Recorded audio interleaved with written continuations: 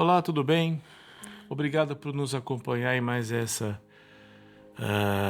vídeo da nossa série em que a gente dedica um tempinho para entender, né, a arte de ser humano, né, que o título foi escolhido exatamente porque somos seres humanos, mas ser humano, ser gente, né, tem uma responsabilidade subjetiva envolvida. Simplesmente nascemos e estamos no mundo e acabou, não. Nós temos uma responsabilidade perante as pessoas que nós amamos, nós temos responsabilidades perante os valores que nós defendemos, e isso tudo é extremamente importante no sentido, lidar bem com isso é extremamente importante no sentido de conduzirmos uma vida, termos uma vida mais sábia, uma vida mais sustentada, uma vida mais responsável. E hoje nós vamos falar um pouquinho sobre o aspecto equânime, a busca que nós temos como seres vivos, busca que nós temos por uma certa equanimidade, por uma certa um certo equilíbrio, uma certa justiça, né? Lembrando que a palavra equânime vem de ânimo igual, né? Um certo equilíbrio de ânimo, de disposição e de inspiração. Então nós poderíamos começar falando um pouco que uma das coisas mais difíceis que existe é de fato sermos justos, é sermos equilibrados.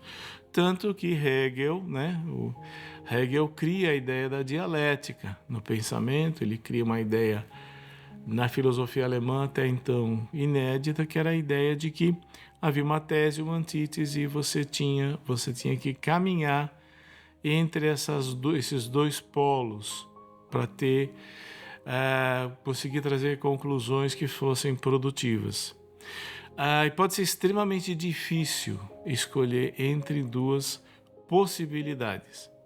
E ainda mais difícil ainda quando você quer escolher entre duas possibilidades e você quer fazer uma escolha justa. Você quer fazer uma escolha produtiva. Você quer ter uma decisão que seja construtiva, que seja edificante. Alguns às vezes falam assim para mim: puxa, mas você dá poucos exemplos concretos. Veja, eu estou sendo extremamente concreto. Quando você tem que decidir o seu destino conjugal, você vai ou não vai separar? Você vai ou não vai casar?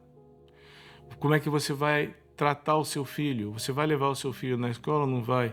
Até mesmo o mais concreto de nós é capaz de extrair consequências práticas, imediatas, diárias. Como é que eu crio meu filho?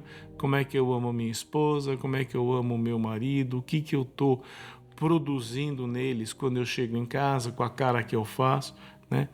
Agora veja, essa lista de tarefas e de desdobramentos concretos e diários, ela é quase infinita. Então, perdoem-me os pragmáticos por acharem que isso é uma divagação filosófica, simplesmente. Mas assim, porque eu não posso fazer a tarefa que é de cada um, que é descer no térreo e executar a sua vida, executá-la, vivê-la da maneira como você sabe. Eu não vou trazer as respostas aos seus desafios individuais.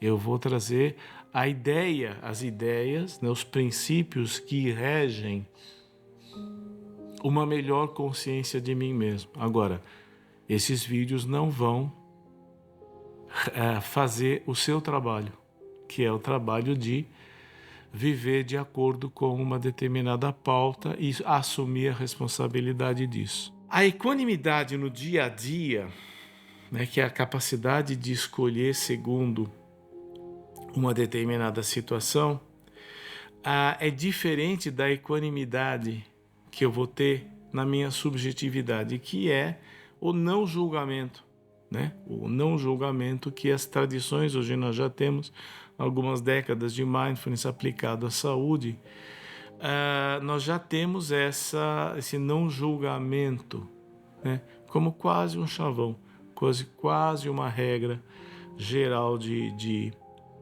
conduta e de prática, né?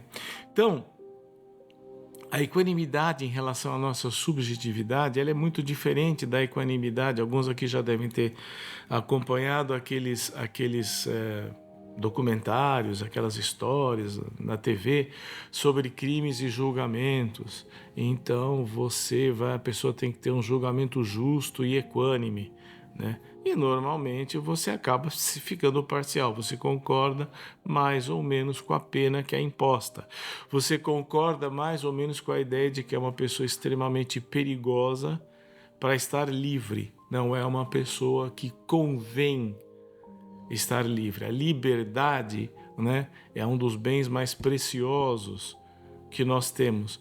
Mas a partir de certas distorções, certas permissividades que algumas pessoas se dão em nome da liberdade, né, esta pessoa, pelo bem comum, precisa ser privada de sua liberdade. É trágico, mas é uma pessoa que ceifa outras vidas, ou é uma pessoa que rouba ou corrompe estruturas políticas, estruturas econômicas, estruturas sociais, estruturas corporativas, corrompe a um tal ponto que é complicado você conferir liberdade de ação para essas pessoas. É triste, é duro, não deve ser feito como um mecanismo de revanchismo, mas de prevenção, de redução de dano, e redução de nocividade, redução de toxicidade.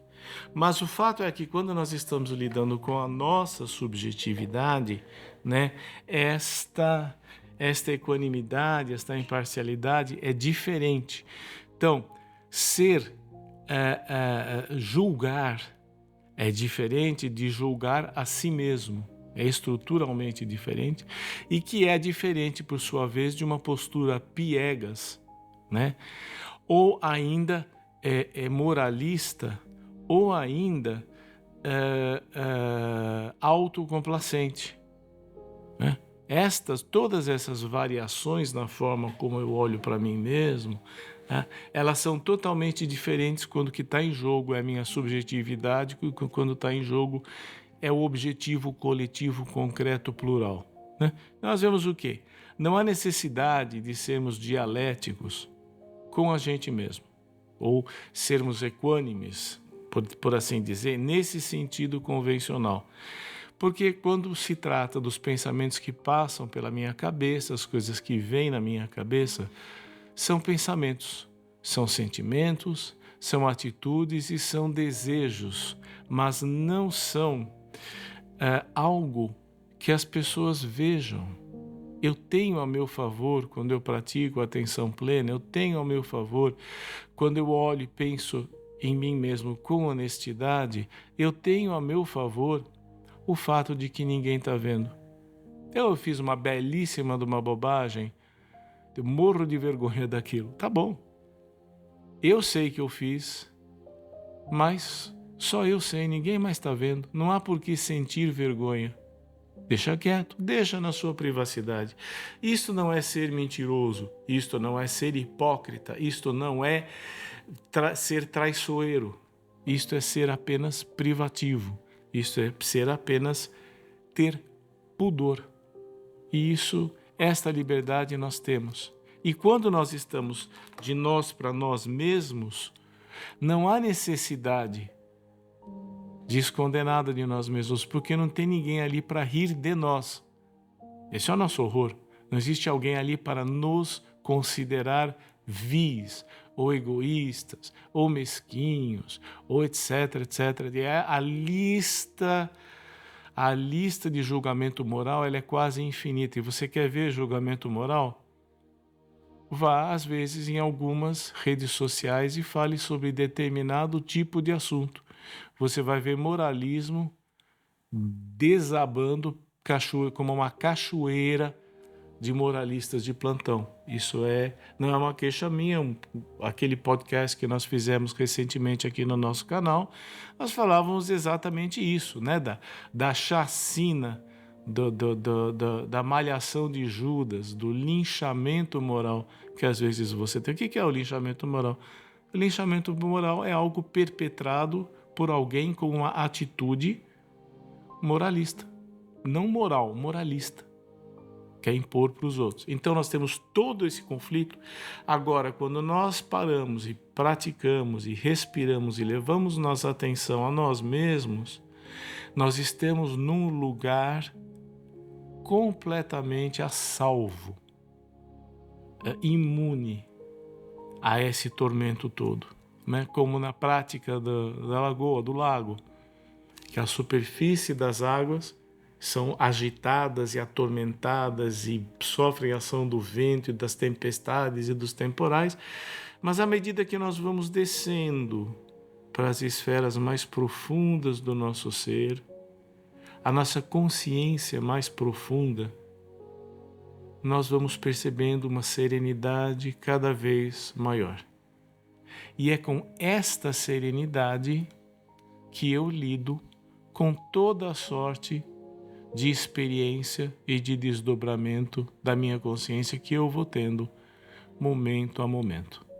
Na verdade, o cultivo do não julgamento sobre o que se passa conosco, dos nossos conteúdos mentais, daquilo que passa por nossa cabeça, é o atalho, é na verdade o caminho inevitável para chegar no amar o próximo.